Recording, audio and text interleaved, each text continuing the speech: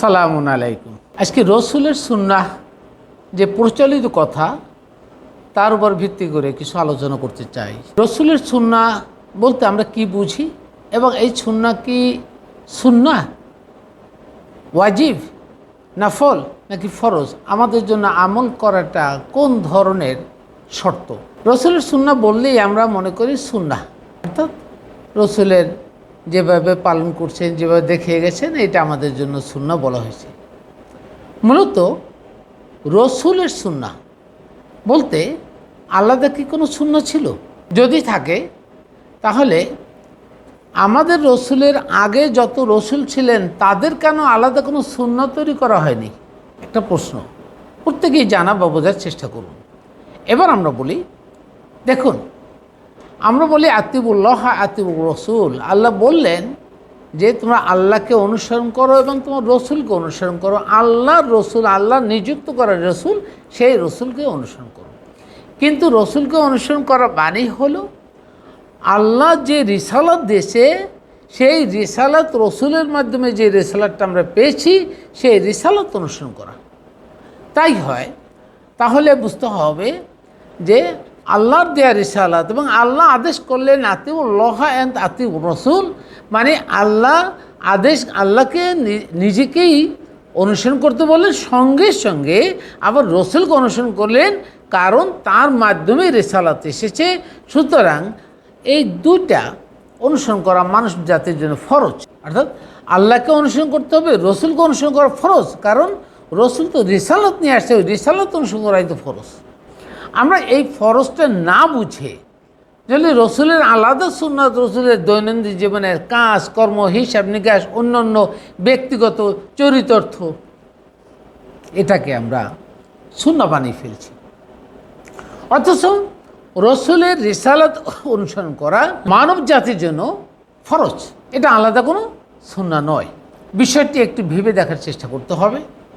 তাহলে যারা সুন্নাহ মনে করেন যে এই আমলগুলো, তারা রসুলকে অপমান করছেন, তারা কোরআনকে অপমান করছেন, তারা আল্লাহকে অপমান করছেন, আল্লাহর কথার বিরোধিতা করছেন। আল্লাহ যখন যে বাণীটা যেভাবে দিয়েছে আপনাকে তো সেইভাবেই গ্রহণ করতে হবে, আর সেই একইভাবে রসুল আমাদেরকে জানিয়েছেন। সুতরাং আমরা ওইভাবেই অনুসরণ করাটাই হলে আমাদের জন্য ফরজ আদায় হবে, এটা সুন্নাহ নয়।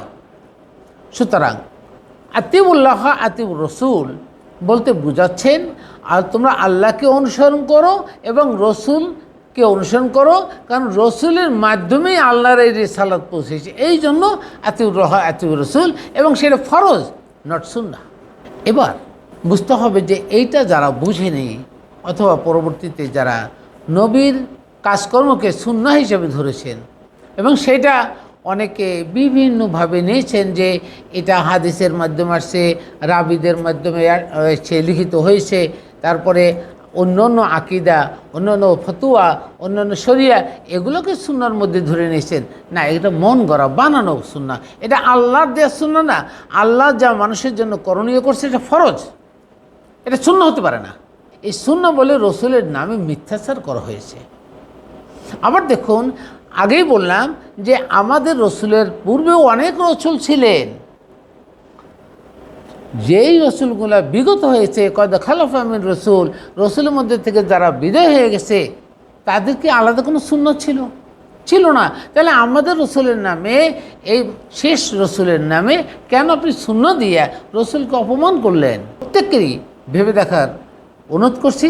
দেখুন, আল্লাহ বিভিন্নভাবে বলেছেন, যেমন সূরা বাকারা 213 নম্বর আয়াত, যদি কানান নাসু উম্মাতুন ওয়াহিদুন, উম্মাতুন ওয়াহিদাতুন, তাহলে মানুষ এক জাতি গোষ্ঠী ছিল, মানে এক জাতি, এক ধর্মভুক্ত, এক উম্মত ছিল। তাহলে এর মধ্যে আপনি কেন 4টে মাযহাব আনতে গেলেন বা বহুবিধ হাদিস দিয়া মানুষকে কেন বিভ্রান্ত করলেন, বিভিন্ন খণ্ড খণ্ডে আলাদা করতে গেলেন? তার মানে এটা মানুষের মধ্যে বিভ্রান্তি ছড়ানোর জন্য করা হয়েছে। সুতরাং আপনার কোরআনের দিকে আসুন, তাহলে এক উম্মাহ, এক ধর্ম, এক জীবন বিধান, সেটা হলে একমাত্র কোরআন। আর কোরআন অনুসরণ করতে হলে রসুল যেভাবে কোরআন দিয়েছেন ওই কোরআন ওইভাবেই অনুসরণ করতে হবে। তিনি মন গড়া কথা লেখেননি, লেখার ক্ষমতাও ছিল না। আল্লাহ বলেছেন এই অমায়ান্তিকু আনিল হাওয়া, তিনি মন গড়া কথা বলেন না। তাহলে যা তার উপর ওহী হয় তা ছাড়া তিনি বলতে পারেন না, বলেন না। সুতরাং আল্লাহর রসুল তো বানিয়ে কোনো কথা বলেননি। সুতরাং কেন আমরা এইভাবে রসুলের নামে আমরা মিথ্যাচার করছি এবং এভাবে রসুলের নামে মিথ্যাচার করে রসুলের সুন্নাহ বলে এখন আসলে মূল মূল রসুলের সুন্নাহ বা কোরআন রিসালাত এটাকেই মনের মানব মন থেকে বিতাড়িত করছি, এখানে আমরা ভুল করছি। সুতরাং আমাদের এই জিনিসগুলো অবশ্যই শিক্ষা নেওয়া উচিত এবং এটা না নিতে পারলে আমরা এখানে বিপদগ্রস্ত হয়ে পড়ব। আর এখানে আরও একটা কথা বলি, যদি মানুষ কি মনে করে যে তারা সহজেই জান্নাতে যাবে, হাসিবতুম আন তাদখুলুল জান্নাতা ওয়ালাম্মা ইয়াতিকুম মাসালুল লাযিনা খালাউ মিন ক্বাবলিকুম, বলা হচ্ছে যে তোমরা কি ধারণা করছো যে তোমরা এমনিতেই জান্নাতে প্রবেশ করবে, অথচ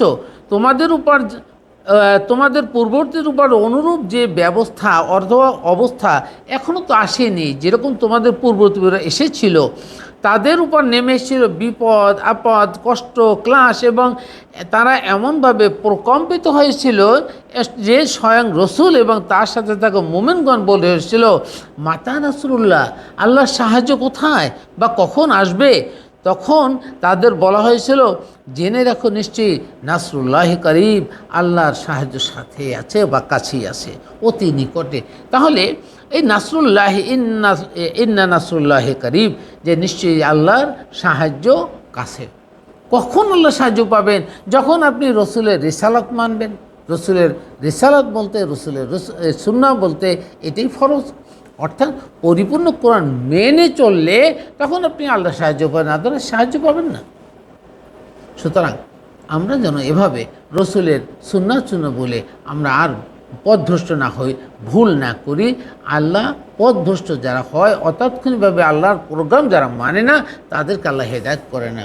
আল্লাহু লা ইয়াহদি কওমাজ জালিমিন, আল্লাহ জালিম সম্প্রদায়কে হেদায়েত দেন না। তার মানে যারা এই কোরআন মানবে না, কোরআন বুঝবে না, তারা জালিম সম্প্রদায়ের অন্তর্ভুক্ত হবেন এবং তাদেরকে আল্লাহ হেদায়েত দিবেন না। আল্লাহ হাফেজ।